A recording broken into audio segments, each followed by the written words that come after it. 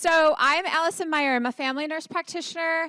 I have been with Astera for 12 years. I am primarily in the Bertha clinic. Occasionally, you will see me in Ready Care, but has been a while.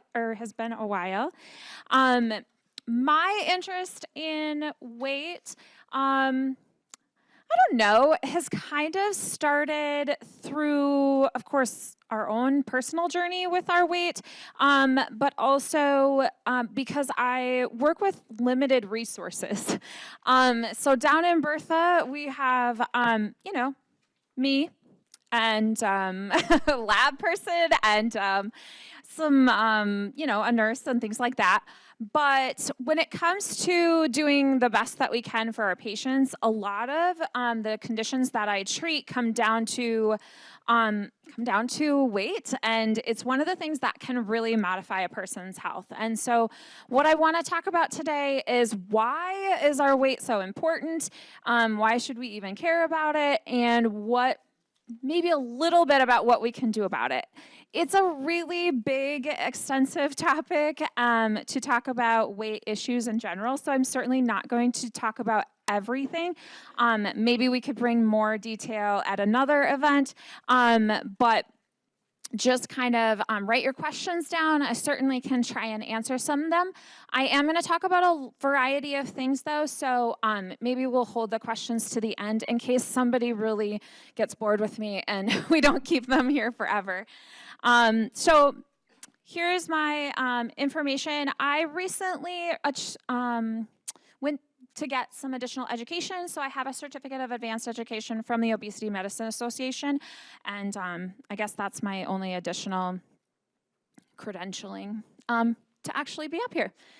So first of all, I don't like to talk about weight unless we talk about why we don't want to talk about weight. So there's a lot of stigma around weight. We can look at somebody and kind of already make judgments about their weight.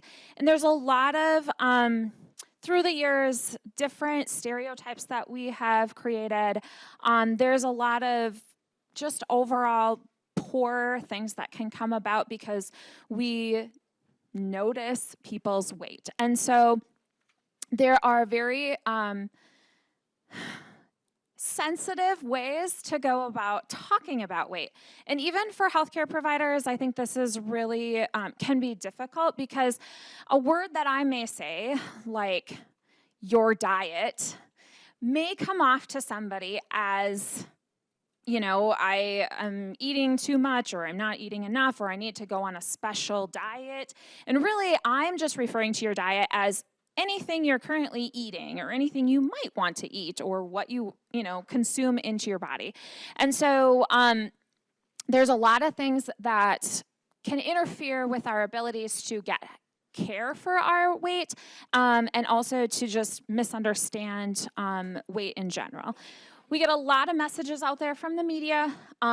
There's a lot of settings that workplaces can really impact our weight. The amount of weight that work that we can do can be impacted by our weight.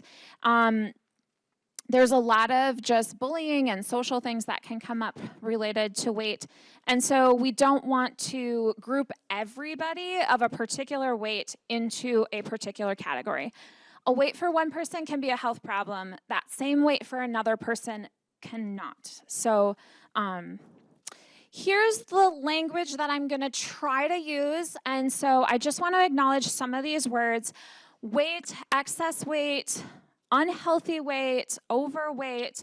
We're going to talk about BMI, affected by obesity. I'm going to try not to refer to anyone as obese. Our nutrition plan versus diet are the appropriate wording. No one wants to hear about exercise. We're going to try to talk about physical activity. Those are just more acceptable terms. Give us all some grace. This is like learning a new language sometimes. When I talk about fat, I'm talking about body tissue. I'm not calling a person fat.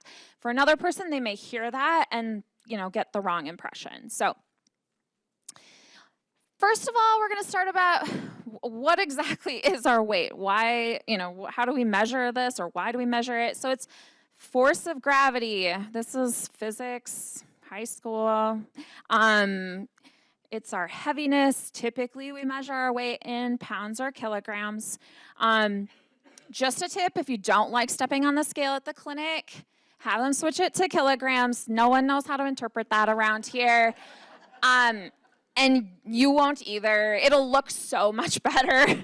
But it's just a tip. That number is actually really helpful to us. And so when people don't want to weigh in, it's, I understand it. I don't want to step on the scale either. But sometimes it's just because we have a stigma already set in our brain. So just a little tip there that can be helpful. What is our body? What composes our weight? So obviously we have bones, teeth, some of us more than others, muscle, some of us more than others, fat or adipose tissue. Our body fluids can certainly affect our weight, how hydrated we are or not. Nerve tissue, connective tissue, those are probably smaller components of our weight, probably fairly standard. Most of these, our bodies are fairly standard on. The one that I highlighted, of course, is fat or adipose tissue. When we're talking about healthy weight versus unhealthy weight, usually we're referring to this particular component of our body. Of course, muscle mass is also very important in certain aspects as well. So what determines our weight? We can be different weight because of our gender or because of our age, our race. Genetics can affect our weight. There's some really interesting new genetic testing that they're doing when it comes to weight issues, weight health problems. Our nutritional status, our amount of physical activity, hormones, not as much as we'd like to, but hormones can affect it. And then, of course, our mental health. So how can we determine if the weight that we are when we step on the scale, basically, is good for us or not? These are some assessment tools. I'm going to go into these a little bit more in depth, but BMI is probably the one that we're most familiar with. This is the one that our insurance companies are going to use. And so we kind of have to adapt to it. Does not mean that it's the best, and I'll go into that a little bit more. So this is BMI. This is going to show you the different categories of BMI. So depending on where your BMI status is, you're going to fall into one of these categories.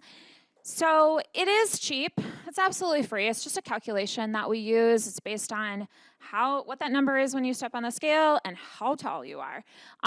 There's a little bit of variation in BMI that you can do based on this scale, whether you're normal or not, can vary a little bit based on your ethnicity or your race. It's not super accurate. It does not tell us at all what that actual mass attributes to. So you could be let's see, an 18-year-old male who is like super buff, and you could have a BMI that falls into the overweight or even obese range, where you can have a very frail little old lady who falls into the normal weight category, but she has too much fat tissue because she's lacking on other tissues. And we can't necessarily tell that just by looking at this number alone.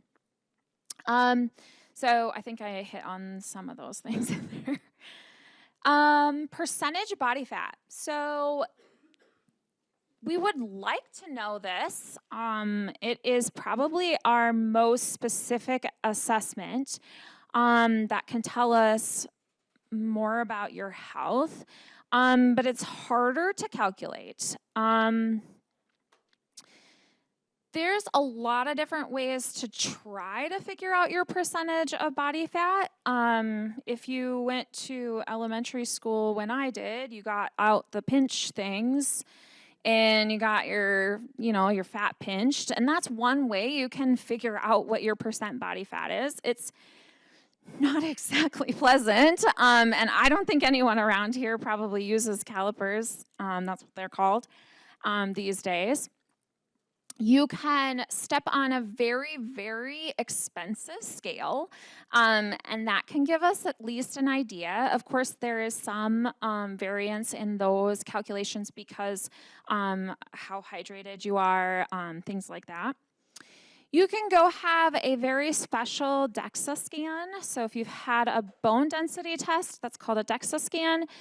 You can also do a DEXA scan that looks at your percentage of body fat. They actually tend to rate really high.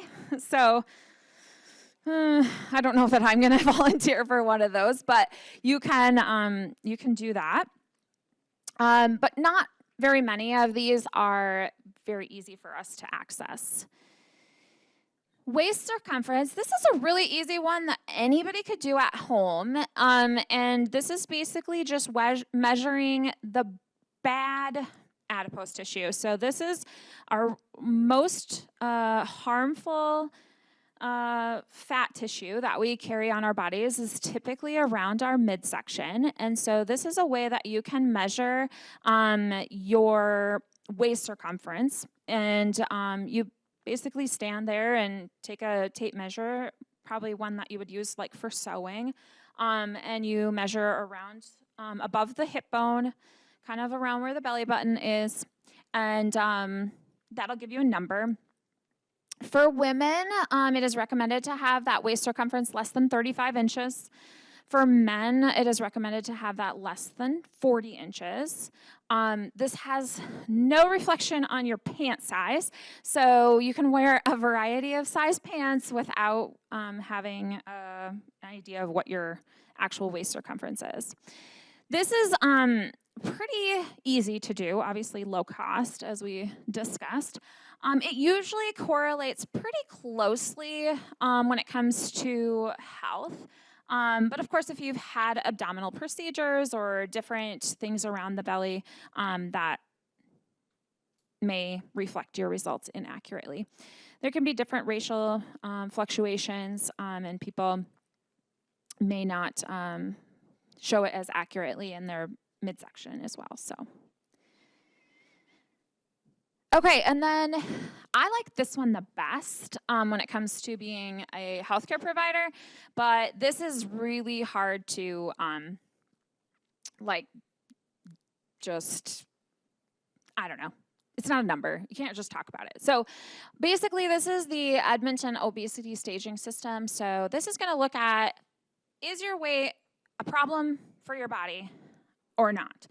So if you have no signs of health problems related to your weight, then you're going to fall into stage 0.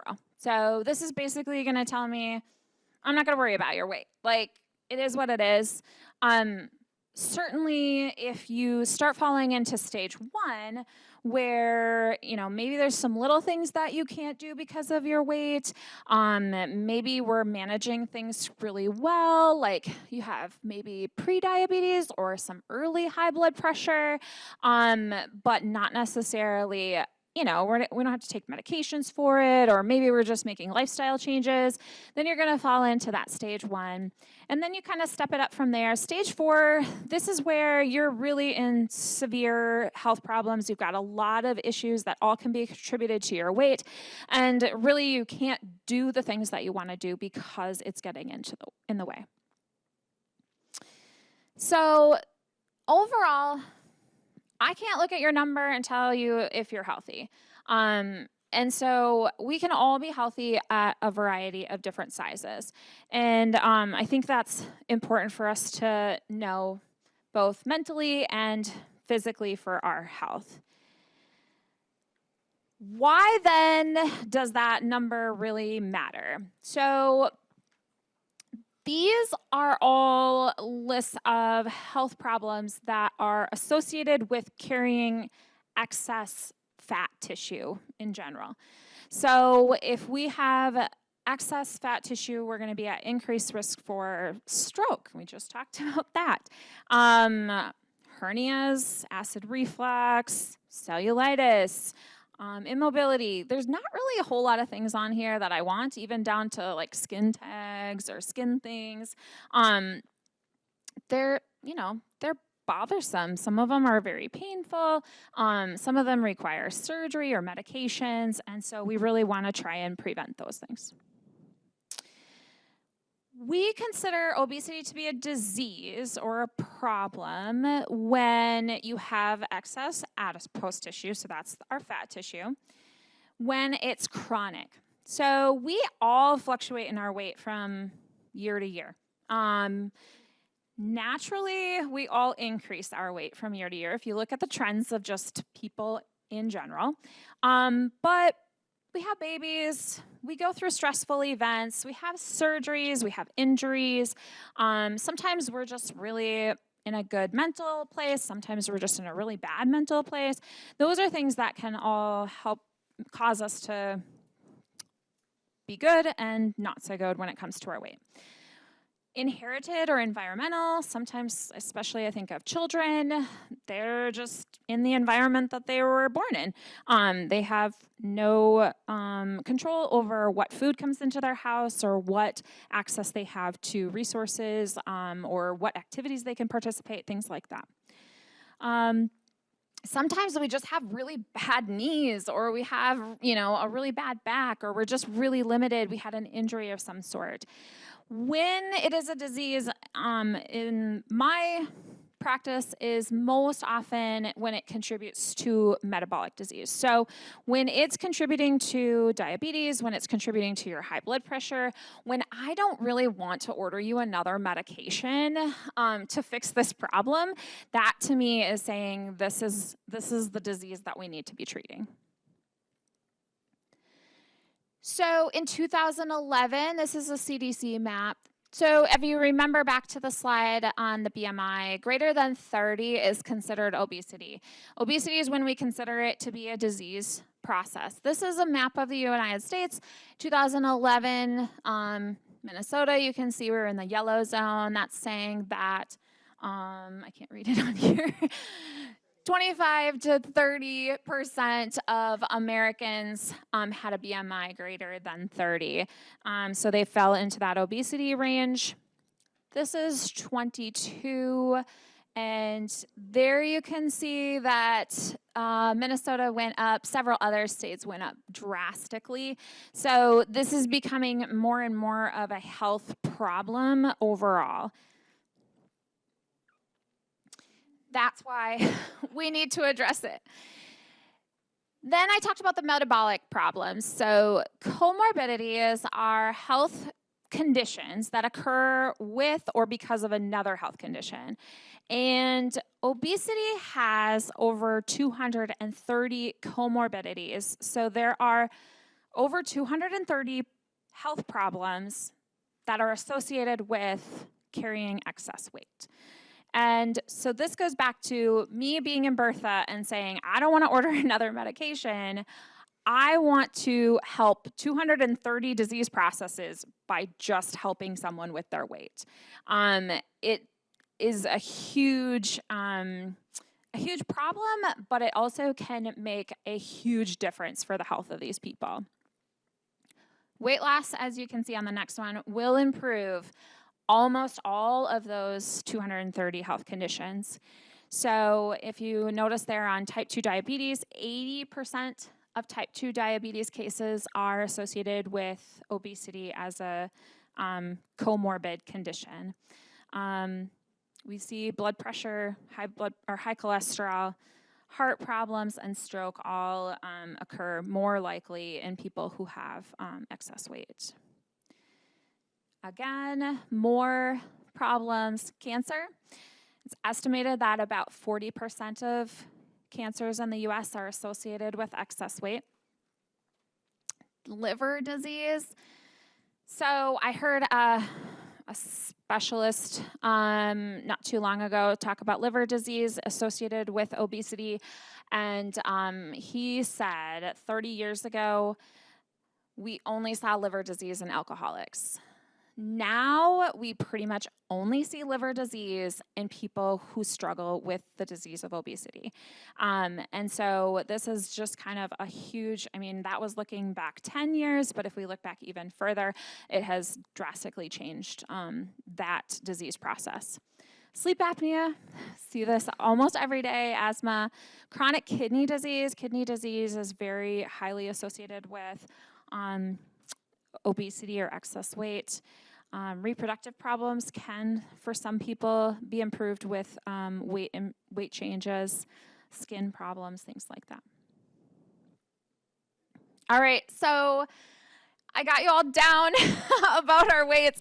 Hopefully not individual weights, but just about the problem of obesity. And so what can we do about it? So the Obesity Medicine Association that I have ties with, they have 4 pillars that are recommended for the treatment of obesity. And nutrition therapy being number one, not number one, but one of them, physical activity, behavioral modification, and medical interventions. So I'm going to go through each of these. We could talk about each of these extensively, and I am not a nutritionist, and I am not a exercise scientist, so I will do my best, but there are certain people that are better at that than me. So nutrition is basically what you eat. We can this is impacted by a lot of things. So whether we're hungry or not, our appetite, our cravings, whether we're satisfied with what we eat, those can all affect our nutrition. When we talk about excess weight, we're talking mostly about implementing a lower calorie dietary pattern of some sort. So for women, this is typically going to be somewhere between 1,000 to 2,000 calories per day. 1,000 to 1,200 calories per day. For men, 1,200 to 1,600 calories per day. We really need to be getting more protein in our diets. And so this can really be dependent on the person and their physical activity. But overall, I tried to get more protein in my diet, and I still did not meet the 0.8 grams per kilogram per day.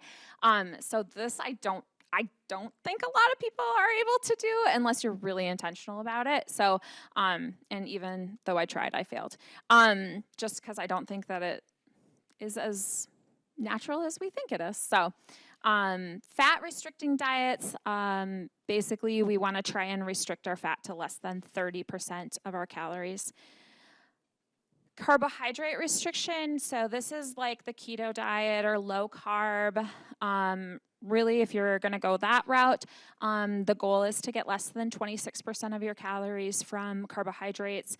A keto diet, very specifically, is going to be less than 50 grams per day.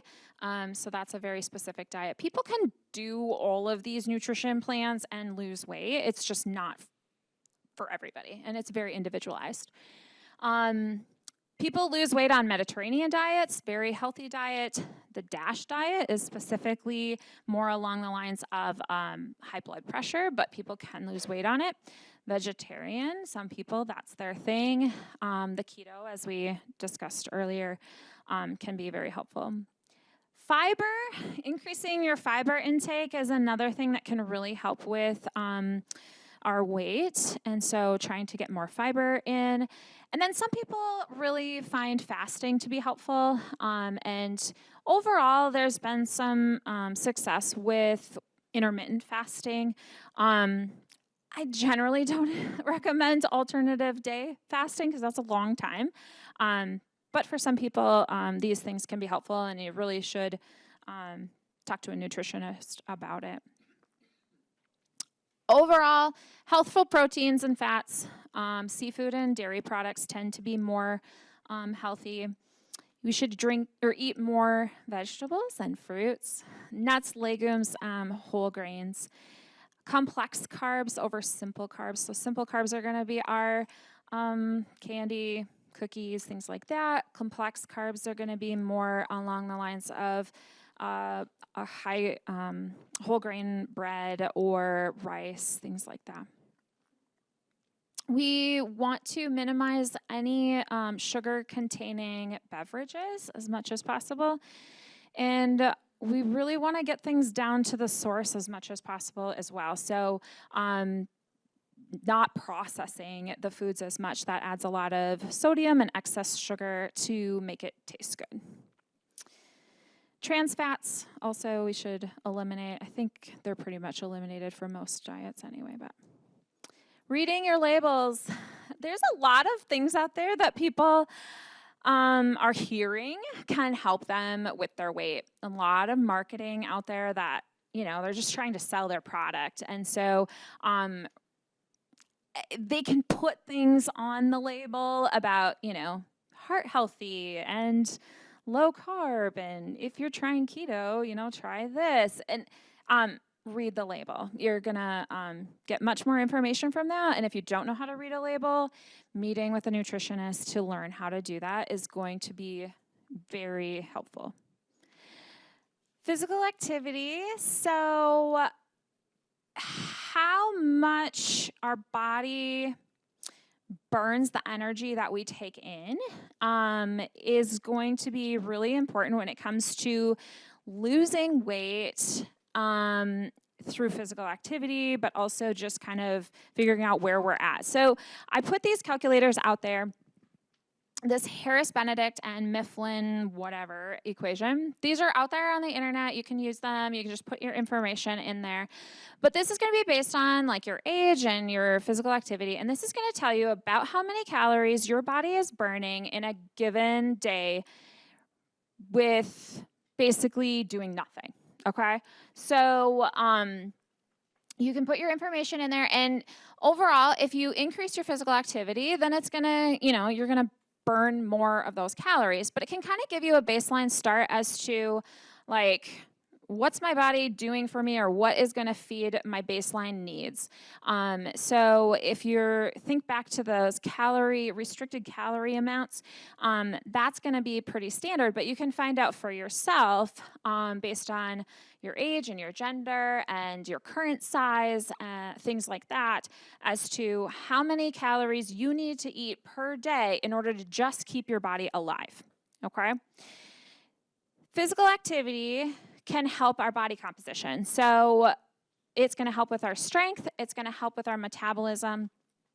The current recommendations are that we should be doing 150 minutes a week of Yes, 150 minutes a week of physical activity can help us with maintaining our weight, and it may help with weight loss. If you just implement exercise, you're probably more likely to gain muscle, which is great. You will improve your metabolism, but you probably will not lose a huge, substantial amount of weight unless you really go from doing absolutely nothing to doing a lot. Just for an example, I got really crazy. My cousins convinced me that we were going to run a half marathon, and I gained 7 pounds. I literally did. I did not lose any weight whatsoever. I was kind of frustrated with that, but I went to the obesity conference, and they had a scale that we could step on that showed our body composition, and sure enough, my body fat went down, my muscle went up, and I felt better. I slept better. I hurt all over, but and I did it. I haven't ran since, but I did it. But that can be an example. You can think like, I'm doing this, I'm going all out, but if you step on the scale, that number may not change. If you can increase your activity to 250 or more minutes a week, you can see more weight loss. I don't know. I don't have 250 minutes a week. So routine physical activity, definitely good for our overall body. It's good for our health, our hearts. It's good for our strength. It helps prevent falls. But what do? We want to basically aim for more than 5,000 steps per day. Greater than 12 or 10,000 is considered active. That's just one way to implement it. Resistance training is definitely important. We want to measure progress. So if we just increase our activity and stay with that same thing, you're probably not going to see the success you want. Using some trackers or different watches or things like that might be helpful to increase that. Using a trainer, expensive, but something that can be helpful. If you're not getting that much physical activity, such as myself, you're along with 80% of other U.S. Adults and adolescents. So that's okay. Oh, here's where I had the goals. 150 to 300 minutes or more is recommended in a week. We should also be doing muscle strength training at least 2 days per week. I don't think women are good at that, and we should be for our bones as well as for other reasons. But and then this just gives you an idea of what different activities are going to fall into moderate intensity. So walking briskly, playing volleyball, raking the yard.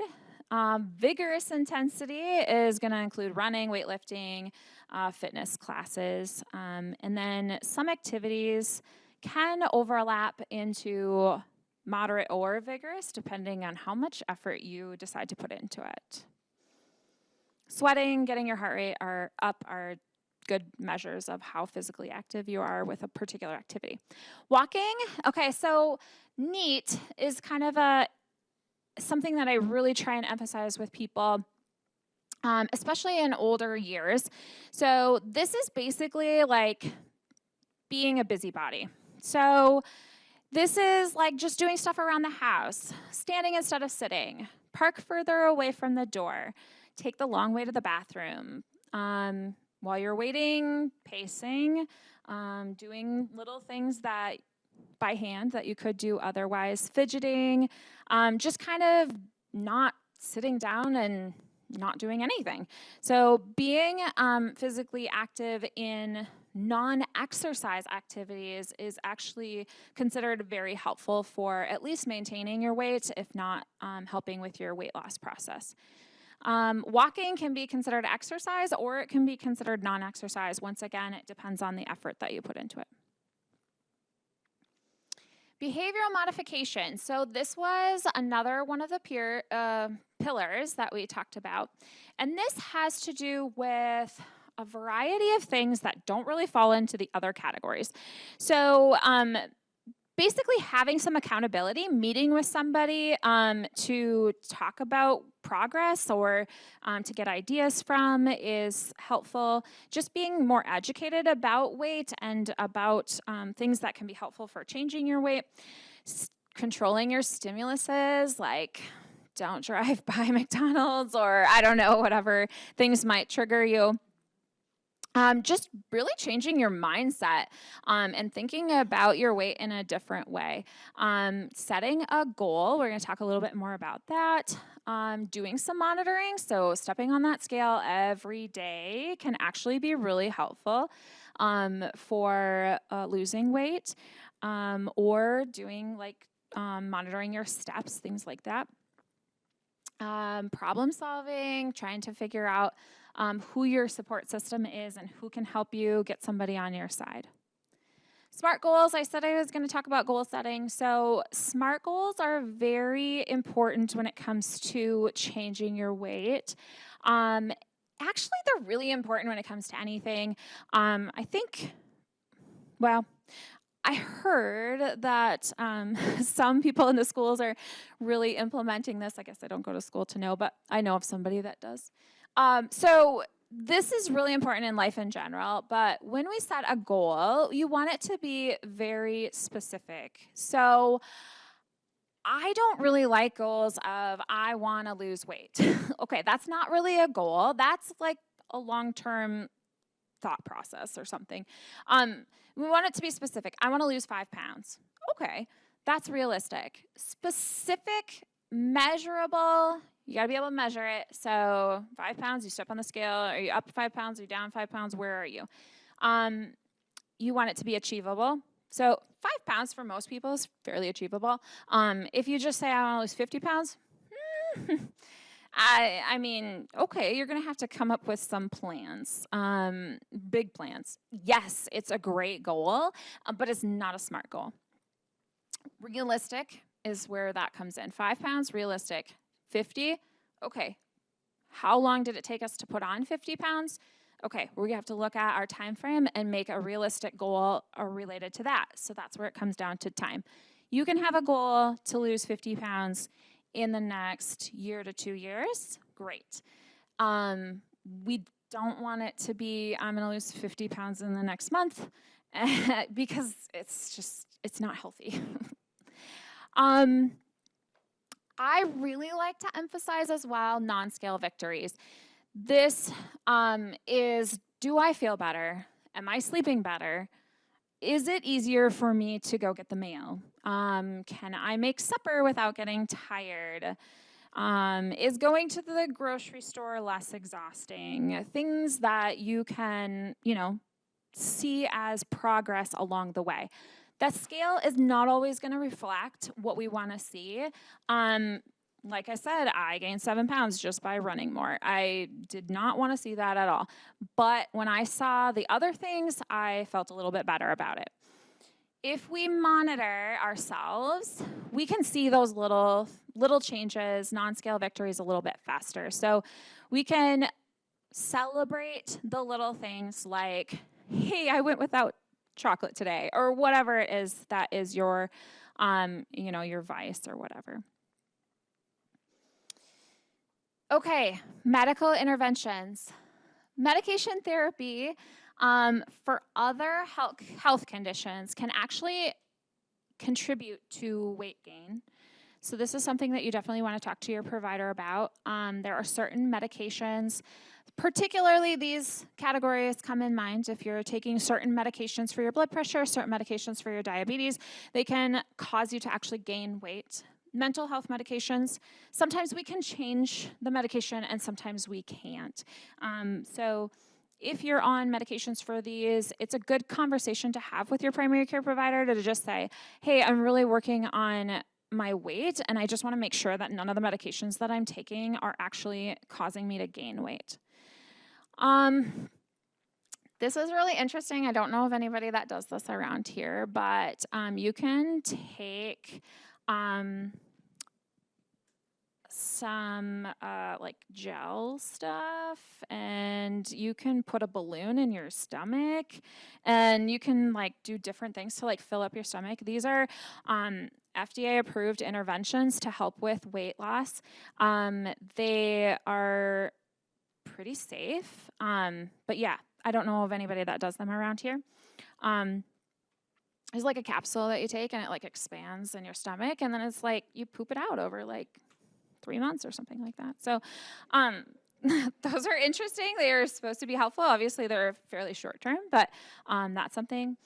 There are very specific medications for genetic deficiencies. So if you think that you, or maybe particularly children, this is more kind of a focus for, have a genetic deficiency that might be contributing to their weight, I just recommend Googling it because the companies want they want their blood to find out if they have the genetic deficiency so they can keep doing their research on it. But obviously there's medications. We're hearing a lot more about these in the media. And then there is surgery.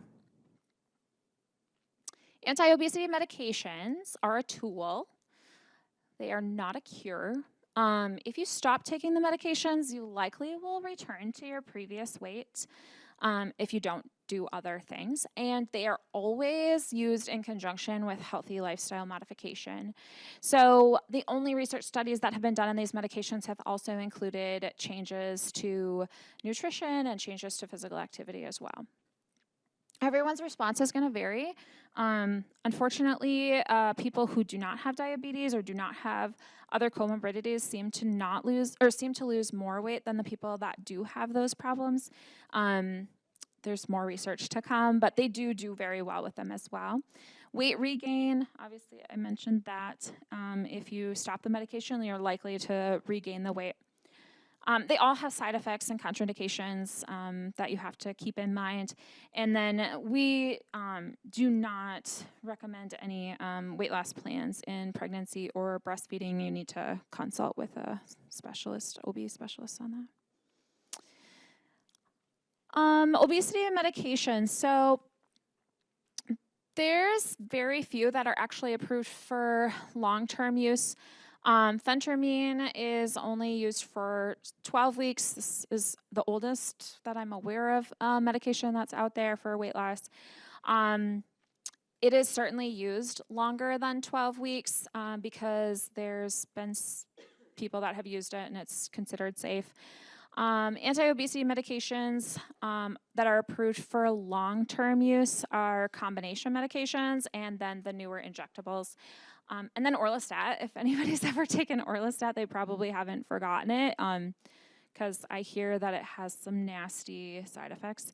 I'm not going to try it because of that. And then this is the genetic medication that's out there. So you have to have the genetic testing and confirm that you have the mutation in order to use those medications at the very end.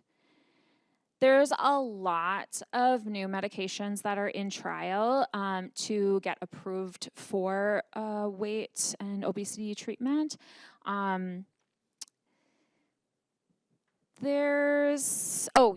So one of the things that they're really trying to push with the newer medications is that we don't only want to help people to lose weight or to lose the actual fat tissue. We want them to actually prove that it has helped with the comorbid conditions and the disease process that obesity causes. All right, so everyone wants the magic vitamin. I get asked about this all the time. Most dietary supplements have no research or data to support their claims to weight loss.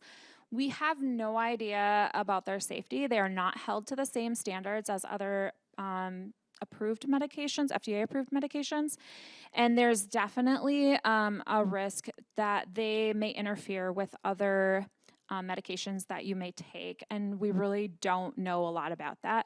You can certainly talk to a pharmacist who might have more information, but they are not, it's just not real reliable. Overall supplements just aren't regulated the same way. They're considered a food, and so that's regulated a lot differently. So if you see something that's claiming out there that it can help with weight, proceed with caution for sure. Surgery, I'll just go through this briefly. There's two very common surgeries. They really help not only with helping people to lose weight, but they also change the chemical balance in your body that are really helpful for maintaining that weight loss.